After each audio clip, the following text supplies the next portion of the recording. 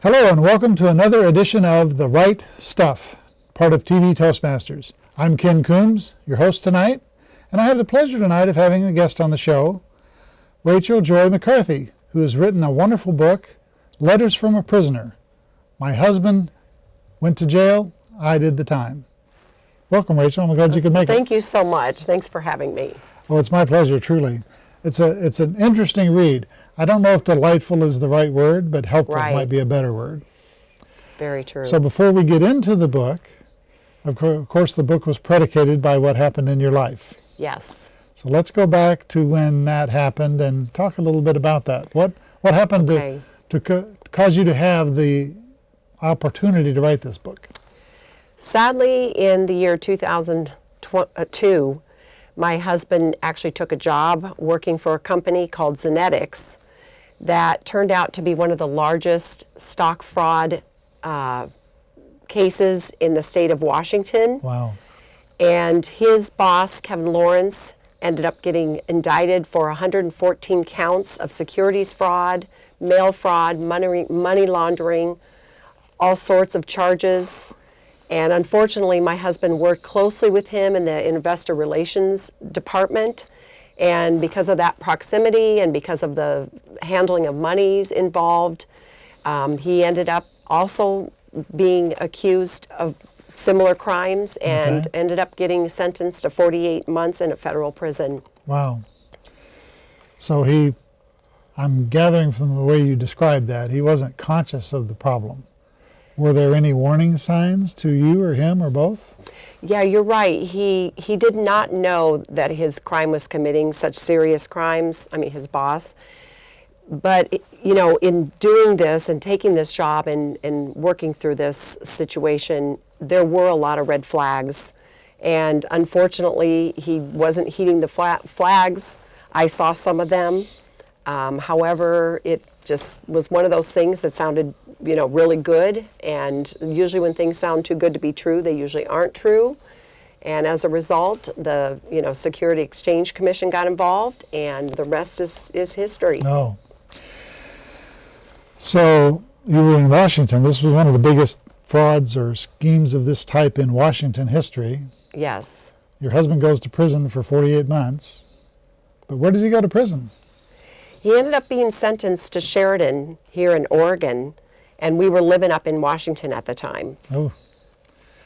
That started perhaps the job started the whole thing and the red flags, but now we get to the point where he comes to prison in Sheridan. You and 2 kids are in Washington? Yes. That must have been a problem to deal with. Yes, it was. My children were 11 and 13 at that time. Okay. And all of a sudden, the bottom drops out from underneath all of us. The government pretty much seized, our assets, money, house, car, wow. Everything they could get their hands on basically was taken from us. So we ended up moving in with my in-laws who lived in the area, fortunately, which was a real blessing. So we did have a place to go at that time temporarily until we could figure out what we were going to do next. Okay. Bottom drops out, as you say, which is an apt expression in this case, I think. He's in jail. You're dealing with a teenager and a preteen, and that's sometimes difficult on its own as a single mother in a different state. So what did you do with all of this? Yeah, so it was just a real crazy time. The first thing I had to do was just figure out a job. My husband was the main provider, and I had been working part-time at that point. Okay. And now all of a sudden I've got to make some money because I did not want to stay there and continue to live with my in-laws. I knew that was a temporary situation. So the idea that came to me, since I worked with kids for years and years, is I decided that I was going to move to Oregon so we could be closer to the prison, and then open up a daycare center in my home and bring kids in so that I could actually be a mom for my kids and yet be there for, have a business and bring in the daycare kids and actually make a living out of it. And if you had not done that back up in Washington, to come down and visit was a major, a very long trip. Like a 5.5 hour drive one Yes, way? Exactly. That's exactly what it was. And for a while, I was still working my part-time job, And then, I'd work during the week, and then weekends we'd go down to Sheridan, 5.5 hours down there, and it was always inconvenient, and we needed a place to stay, and visiting hours are restricted. So it was just a crazy, crazy time, and I just knew we needed to get closer so that we can continue to visit on a more regular basis. I can see that, and I can relate a tiny, tiny, tiny bit, because my daughter-in-law and my youngest son, she went to OIT in Klamath Falls, which happens to be about a 5.5-hour drive from here. So at the end of a long week, now you're faced with a 5.5-hour drive one way, visit them for a little bit, you're tired. Right. And then a 5.5-hour drive back to get ready for Monday. And that's what you were doing when he's in Sheridan. Did you bring the kids with you every time for that grueling drive round trip, or did you almost sometimes? Or? Because it was so far, we only did it at that point maybe twice a month at the very most. And tired is a good word, because my kids weren't driving yet. So I was doing the driving. We had to get up early to make the visiting hours, and then we had to do the stretch back. And then I went back to work that next Monday morning. And so, tired was something I remember very well. Maybe exhausted might even be a better word. Definitely. There were times I remember pulling off into rest areas just because I couldn't drive. I was falling asleep. Yeah. Well, I'm glad you did that, because, of course, who knows what had happened if you had not, right? Right. I can understand to a degree what you're describing, this upheaval, this long trip. So you had a way to solve that. You solved that by doing what? So what we did is we ended up, I decided that I was going to open up this daycare in my home. So I took the kids with me on a little pioneering expedition. We went down to the Corvallis area, because Corvallis is a place where I had lived before. I had actually been a student at Oregon State University, and I still knew just a handful of people down there, but enough to where I'd have some contacts. So the kids and I, we got in the car, we went down, and we just started to look for places that I could rent, not necessarily apartments, because I wanted to open up this business in my home. I needed to have some space. I needed to have a yard. I needed to have, the type of facility where I could bring kids in, up to 6 to 7 kids, where they could, run freely and play and not worry about, neighbors right next door. Right. So you moved the family, which is an uprooting process anytime. In this case, without the help of your husband, who's in jail. Right. Your kids are in an age where they can help some, but they're not able to drive, as you say, for example. You must have gone through an awful lot of a wide range of emotions dealing with all of this. Oh boy, it was the most difficult time in my life, up to that point. There were so many different emotions, there was the anger, and there was the resentment, and, because I had actually told my husband not to take this position, and he had taken it anyway. And, now we're in this predicament because of what had happened. And, in Sheridan, he's basically getting 3 meals a day, and he's getting a clothing commission, and there are pool tables and weight rooms and a track that he can walk around. And here we are, we're struggling on the outside with where are we going to live, how am I going to provide for these kids, just day-to-day issues, food and shoes on the feet, and, just the other thing that single moms have, plus all of the debts that were piling down on us from, all of a sudden we had been living this lifestyle, and now all of a sudden, the government's taken everything, and that's still all falling down on me. So. Yeah. That created a tremendous amount of pressure. Quite a series of burdens to bear.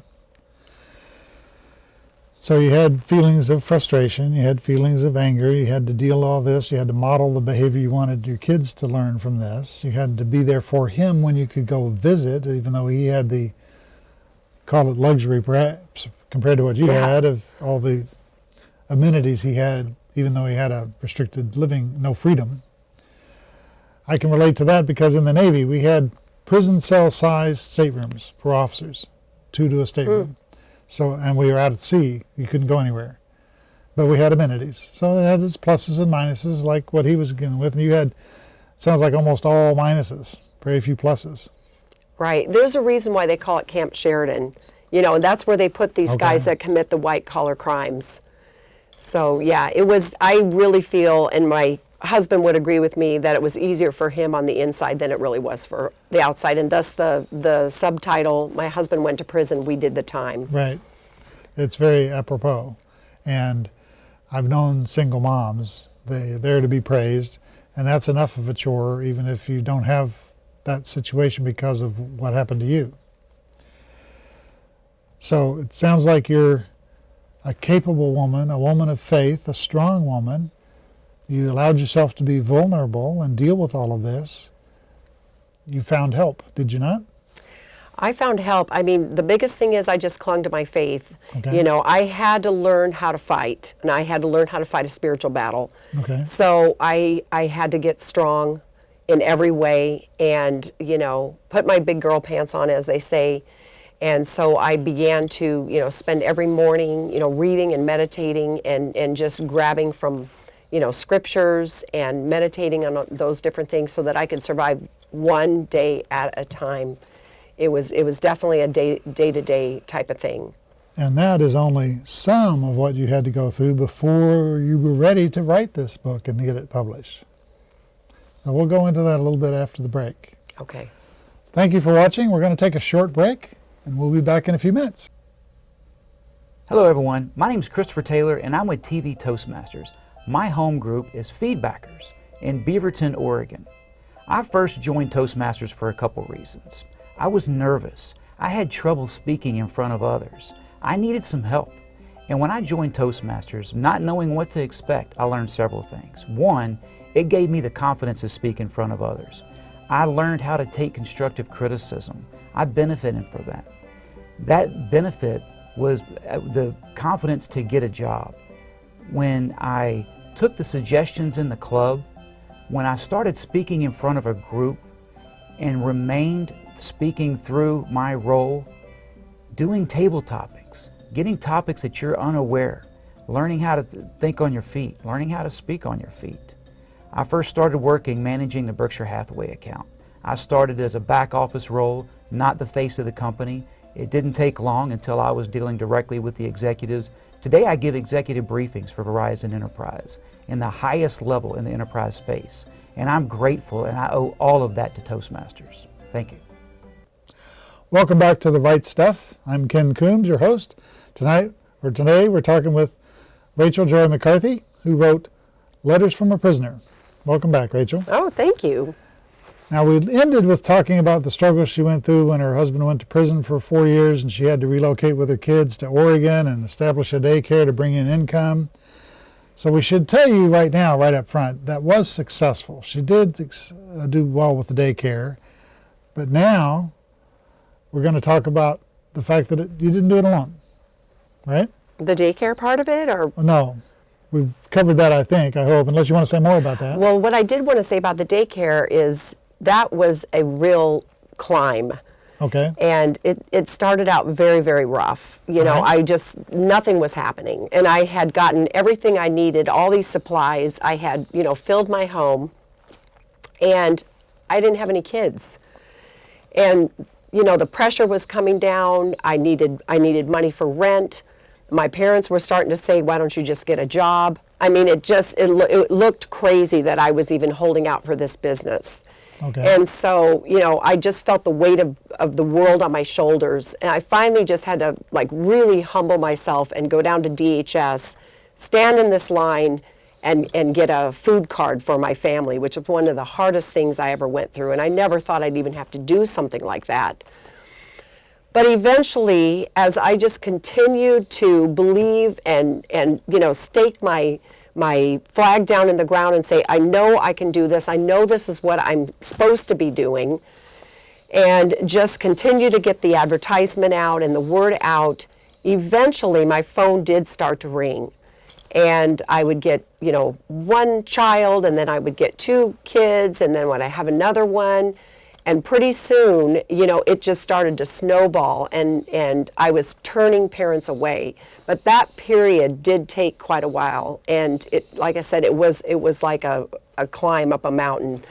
So I just didn't want it to sound like it was like an overnight success, because it really wasn't. Gotcha. So on top of all the other adjustments from the six-figure income and the living that lifestyle to now all of a sudden everything's been taken, he's in prison, you got debt, you move down here, you don't have a job, the kids have to find a new school, you have to go through all those changes. The daycare idea, because it's something you're good at and that you love to do and that you knew you could do from before, but you prepare for it, but no kids, finally one, and then two, like you just said. So Right. okay, so now we've got successful daycare going. What's next?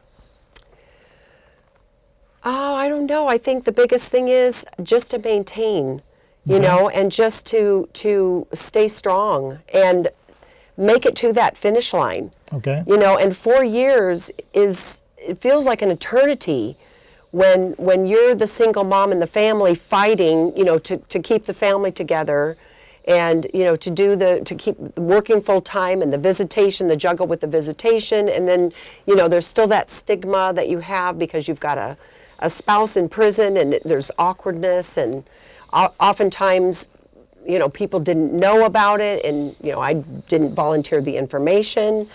So I think just maintaining, you know, that 4 years till we could make it to that finish line. And at the time the daycare is now successful, you're how far down that 4-year path? Pardon me? How far down the 4-year path are you when all of a sudden now the daycare is at least successful? Okay, so probably about a year in, Okay. you know, things really started to blossom. Still got 3 years to go. You're making these visits how often to the Camp Sheridan? I think you called Right. it. How often are you making these visits? At this point, we finally had some regular rhythm. Okay. So we would go every other week to visit, and the 1 week I would go, and then the next, or I'm sorry, did I say that? Every other week, twice a month. So the first time I would go, and then the next time during the month we would go, I would bring the kids. Okay. So there was this constant rotation going on of, you know, I'm either with him alone or the kids and I are with him together. And the kids had to deal with a lot of the things you're dealing with emotionally with their father in prison and the upheaval to their lives. Right. So probably a challenge to find new schools, new doctors, new church, make new friends for them, for you as well. Although Right. you had some contacts from the Corvallis. Yes. Is it fair to jump ahead now, because it doesn't stop there, but now we jump ahead 3 years and he gets out of prison? I've been in the Navy and I've been deployed and I come home and it's an adjustment. You've been away Right. for a while. In my case, not 4 years. Yeah. Now he's out.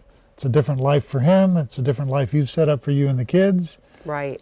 He hasn't had to deal with that and you haven't had to deal with him being there all the time. How'd that go? Yeah, it was rough. And I think I blame myself a little bit for not realizing the gravity of what that would be like after I had become, you know, a sole provider and become successful at that. And we'd gotten it down to a pretty smoothly oiled machine. And, you know, the whole time he's at Sheridan, you know, he's wondering what he's going to do on the outside, you know, for work. I mean, he's now a convicted felon. And so somebody had recommended that we get some counseling, and I just thought, you know, we're good, we're fine, because we've been going to see him, and, you know, that part of it had stayed smooth.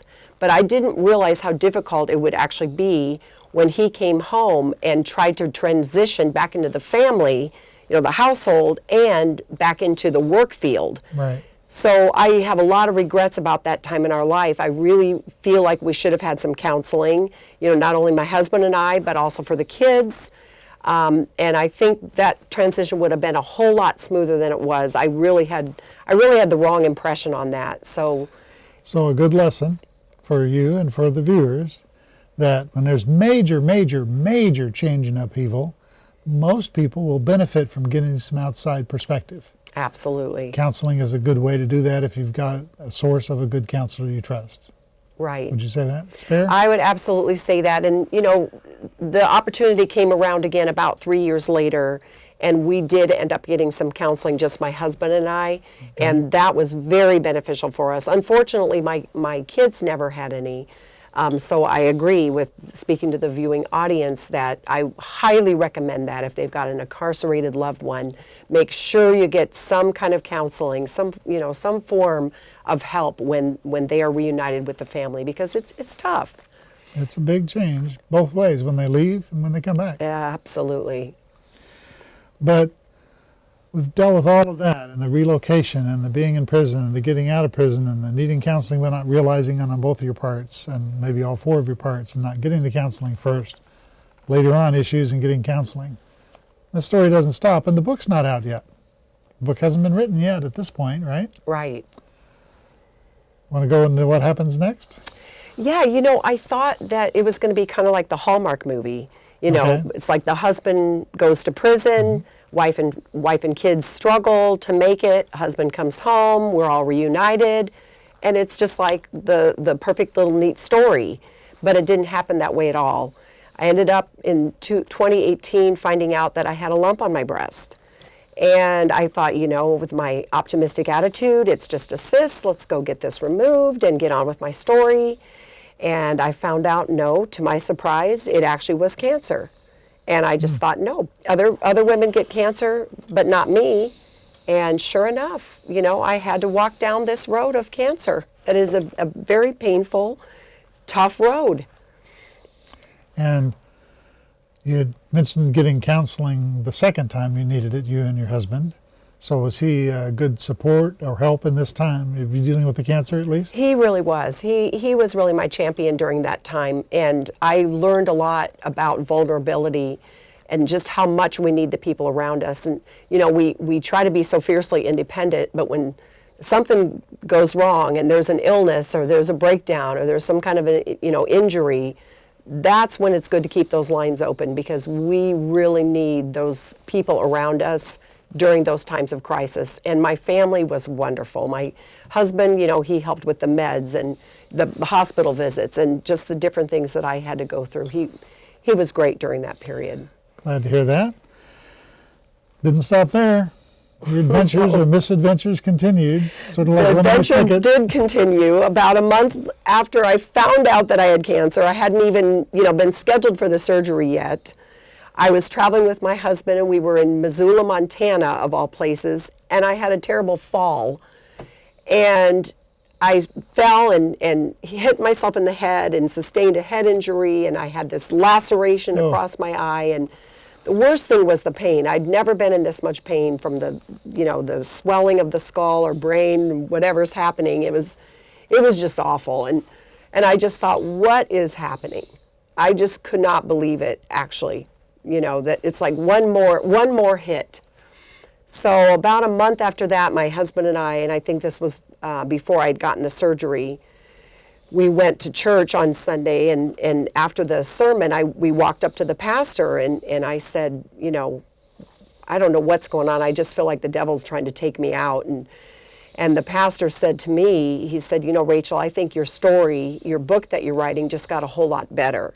And he said, because there's a lot of women out there that deal with, you know, cancer situations and pain issues, and now you're going to be able to address a wider audience. So I thought, you know, that's a really positive way to look at it, and he was absolutely right. It did make my book a whole lot better. My sister's a survivor of breast cancer, so I can relate to some extent there as someone close to me. It's been a real pleasure talking with you. I wish we had more time. Maybe we'll get you back on the show another time. But I thank you for your time. It's great. Oh, thank you so much for having me. Rachel Joy McCarthy, author of Letters from a Prisoner. You can find out more about her, including how to contact her, at lettersfromaprisoner.com. Her book is available on Amazon, and she's got another one in the works, I understand. I do. Thank you for watching, and we'll see you next time on The Right Stuff. Welcome to an opportunity to take the next step of your professional speaking journey. I want you to be honest with yourself. Have you ever wished you were a star? Well, what if I can offer you a chance to be on TV? Would you take it? That is what I want to offer you now. I'm Dottie Love, Associate TV Producer and Director. Toastmasters International is one of the largest organizations whose mission is to help improve your speaking skills. And District 7 is expanding your opportunities to do speaking via television. We have 4 fully equipped television studios and TV Toastmaster broadcasts to over 500,000 homes, plus a YouTube channel. Who knew? We want to invite you to take advantage of using media and television, either in front or behind the scenes. Let me share a few options that you have. First, you can be a guest on a show. Highlight your business or hobby or your community interest. Anything you're passionate about. Be a featured guest. Secondly, you can train to be a host on an ongoing TV segment. We will train you for that. Third, what about creating your own talk show? We will train you for that as well and give you access to a community media studio to do just that. Or lastly, be behind the scenes, either running a camera or editing shows. You decide which avenue is best for you, and our TV Toastmasters team will help you to navigate to get the most out of your media experience. Personally, I've done them all. I started as a guest, went to hosting, up to directing my own TV show. I don't tell you this to impress you. I tell you this to impress upon you that your personal growth with Toastmasters is directly related to what you take advantage of. And I encourage you to be bold in looking for opportunities to stretch and grow. If this intrigues you, or if you have club members who you think that might be interested in this, please contact us here at TV Toastmasters. I'm Dottie Love, and you can reach me or any of us in the TV Toastmasters family at the contact information at the bottom of the screen. You can also find us on the web. Our website is 7512.toastmastersclub.org.